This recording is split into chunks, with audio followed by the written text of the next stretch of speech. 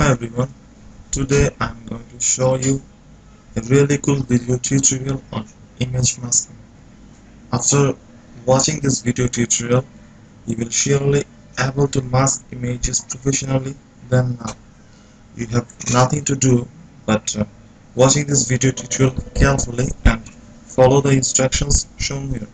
And subscribe to our YouTube channel to get interesting video tutorials on Photoshop. Thanks. একটা সপ্তাহ মনে করেন যে নিম্নের পক্ষে এরকম কোনো সপ্তাহ নেই যে 50-60 হাজার টাকা কিস্তি দিতে হয় এক সপ্তাহ। কিন্তু আমাদের আর্থিক অবস্থা তো এদিক দিয়ে খারাপ হয়ে গেছে।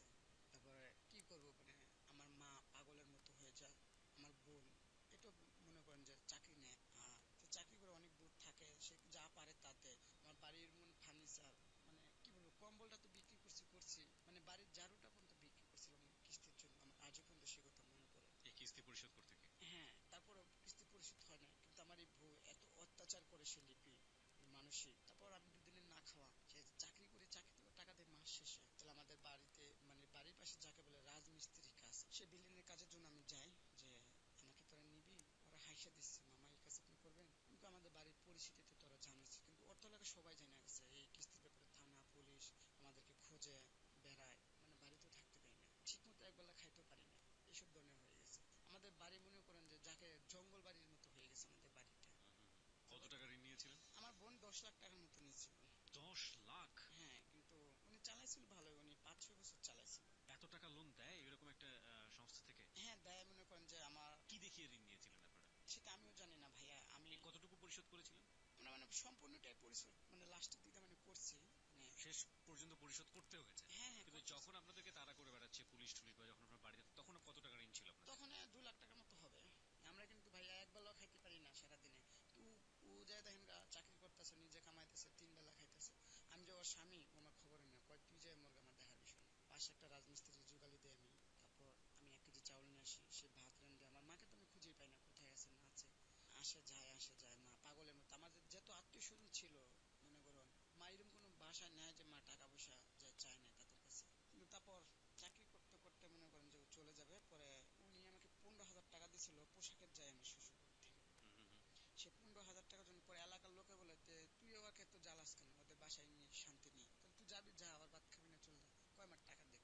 কিন্তু তখন ভাইয়া 15,000 টাকা কেন, তখন একটি টাকা দেওয়ার মতো আমার সামর্থ্য ছিল না। তারপর ও যাবেই, ওকে রাখাই যাবে না। পরে ও আমাকে বলে, আমাকে কিন্তু নাম ধরে ডাকতো, কিন্তু আমি এটা পছন্দ করতাম না। পরে বলে যে লিটন আমাকে নিয়ে তুই দিয়ে আয়। তখন নিয়ে দেশি, পরে আমার চাচিরা, পাড়ার লোকে, এলাকার লোক রাস্তাতে যা জিজ্ঞেস করে না, কই যা এত কাপড় নিয়ে, ওই জায়গা দাদি, কই কেন, ওই কি করবো, যার জন্য আসছি তাই যদি না পাওয়া, বাপ মায় বিয়ে দিয়ে কিসের জন্য আপনারা জানেন না? কই তোর মানে, এই কথা বলা আর আমার মুখ দিকে তাকায় তাকায়, আবার মানে মুখ হেরে বলে যে ঠিক আছে, তোকে পচায় থুয়ে দেয়। তখন আমি বলি তুমি এগুলো কি বলো? শোন, আমি চলে যাচ্ছি, জানি মানুষ আমাকে খারাপ না বলে, কিন্তু তোকেই জানি খারাপ বলে, এই জন্য আমি চলে যাচ্ছি। তারপরে আমার এক বন্ধু জিজ্ঞেস করে, নাম ছিল তপন, যে কোথায় যাচ্ছেন ভাবি এত কাপড় চোপড় নিয়ে? কই চলে যাচ্ছি। কয় কে? কয় কি বলবো, এর জন্য চলে যাচ্ছে। আমার মাথা তো হেট হয়ে যাচ্ছে, এ কি বলে এইসব। পরে ওকে নিয়ে বাড়িতে দিয়ে আসি, পরে আমি ওদিনকে বাড়িতে চলে আসি। আমাদের বাড়িতে মনে করেন এদিক দিয়ে ঝড়ঝাপটা গেতেছে আমাদের ওই কিস্ত্রি হিসেবে। তারপর যেভাবে হোক একদিন আসছে লোক, অনেক লোক আসছে কিস্তির। পরে আমার ভাই যেটা ভিলেন অভিনয় করতো, বিশাল এক রামদানি বসে রয়েছে বাড়িতে, মানে রিয়েল ভিলেনই যেটা দেখানো, হ্যাঁ মানে আমি তো ভিলেনই, আমাকে দেখে। পরে আমার ভাই খুব উঁচা লম্বা, খুব বডি ফিগার, পিস দাড়ি, বিশাল বিশাল চুল ছিল, মানে আপনি মানে দাড়ি ছিল, মুখ ছিল মানে ছোট ছোট। পরে এরম দৌড়ানি দিছে, লোক মনে করেন ভাজার মুজার বাড়ি করে ভাইঙা ধর। তার বাদের দিন আবার আসছে, বলছে ঠিক আছে তুই 1 মাস পরে নিয়ে যাবি টাকা পয়সা। পরে 1 মাস পর আমার ভাই বেশ কিছু টাকা পায়, 1 কোটি টাকার মতো পায়। আমার ভাই জমি ব্যবসা করতো, ওই যে আমার আব্বা যে জমি ব্যবসা করতো, সেই ভাগটাই আমার পার্টনারদের সাথে মানে আমার ভাইকে দেওয়া হয়, যেহেতু উনি বড় ছিল। পরে সব ঋণ টিন পরিশোধ করা হয়, আমাদের বাড়িতে ঘর বাড়ি দেওয়া হয়, ব্যবসা বাণিজ্য করা হয়। কিন্তু ওর সাথে আমার আর কোনো যোগাযোগ নেই। সে লিপির সাথে ওই যে গেছে, ওর সাথে আমার আর কোনো যোগাযোগ হয় না। তারপর কিছুদিন পর আমরা 1 বছর পর ওকে আনতে যাই। যাওয়ানোর পর বিচারের ভিতরে বলতেছে ওর আমি সংসার করবো না, ওর কামাই খাবো না, পরে আমার পছন্দ না, হ্যান ত্যান। তাহলে বলার পর মানুষ বলছে তাহলে তুই বিয়ে বসিত কেন?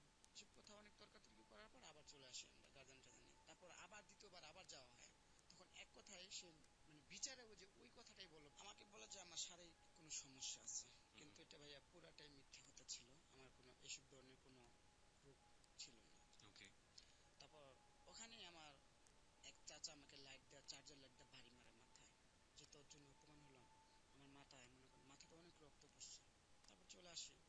আসানোর পর ওসব বাদ, যে এসব ধরনের কথাই বললো, তাহলে আমরা ওকে তাহলে আর ডিভোর্স টিভোর্স দেবো না, ও যদি পারে ডিভোর্স দিক, না দিলে না দিক, এমনি থাক। তাহলে আমি চাকরি করতেছি, রিল্যাক্সে রয়েছি, এমনি খাওয়া দাওয়া করতেছি, নামাজ কালাম পড়তেছি।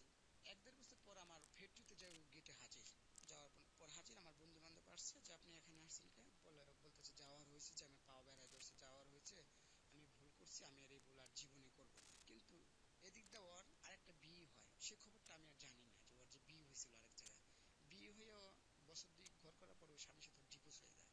তারপরে আমার কাছে গেছে, তারপর আমাকে জিজ্ঞেস করে যে বিয়ে করছো, পরে আমি বলি না, আমি বিয়ে আর করার কোনো চিন্তা ভাবনা নেই। পরে আমার ওই যে বন্ধু শফিকার মিলন 2টা লাথি মারছে আমাকে, তুই বিয়ে করবি না মানে তোর সাথে কিছু নেই, ওর জন্য তোর জীবন নষ্ট করবি কেন, তোকে এই মাসের ভিতরে বিয়ে করাবো, ভালো দেখে বিয়ে করাবো আমরা। পরে আমাকে আরো কিছু বলতে পারলো না, আমার ফোন নাম্বারটা নিয়ে গেল। মেয়েটাকে আপনাকে ডিভোর্স দিয়ে দিল? হ্যাঁ, মেয়েটার ডিভোর্স দেয়। তার অনেকদিন পর আমাদের বাসায় আসে, বাসায় আনার পর আমরা সবাই একসাথে বসি, বসানোর পর মেয়ের সাথে আমার ডিভোর্স হয়ে যায়। মেয়েটা আমার কাছে বেশ কিছু টাকা নেয়, 3 মাস 13 দিনের খাওয়ান, এগুলো সবকিছু দিয়ে ওর সাথে আমার ডিভোর্স হয়ে যায়। ওকে।